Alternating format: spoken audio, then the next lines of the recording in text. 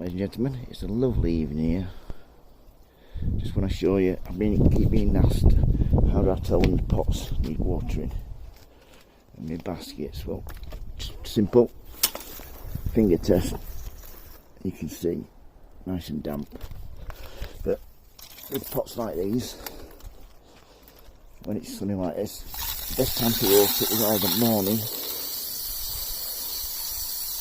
or evening when the sun's set. This way it gives your pots plenty of time to absorb the water overnight for the next day. These terracotta pots dry out really quickly, and these ones that have got the bigger plants in, these dahlias, these pelargoniums, I've got this trailing lobelia here that these tend to dry out. Yeah, let's bone dry that because you get plenty of sun on these, so give them a really good drink at night time. I don't water from the top, water from the bottom as well. You don't want to damage the flowers. Yeah, always water from the bottom.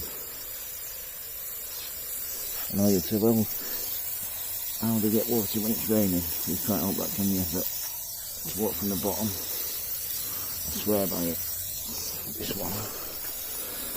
one, I'm going to give this a really good drink because it's bone dry. I'll probably water it now and water the rest and come back and water it again.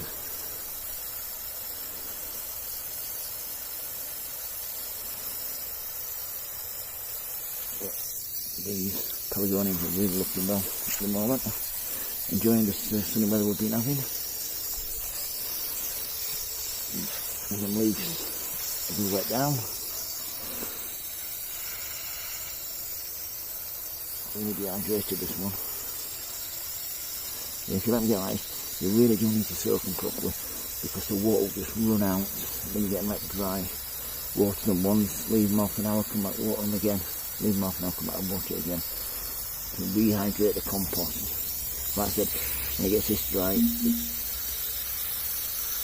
really takes some time to absorb the water. Right, let's have a look at the pots then, shall we? These are everything else I've got growing here that needs watering. These pelargoniums, these need watering every day. But these are from the bottom again.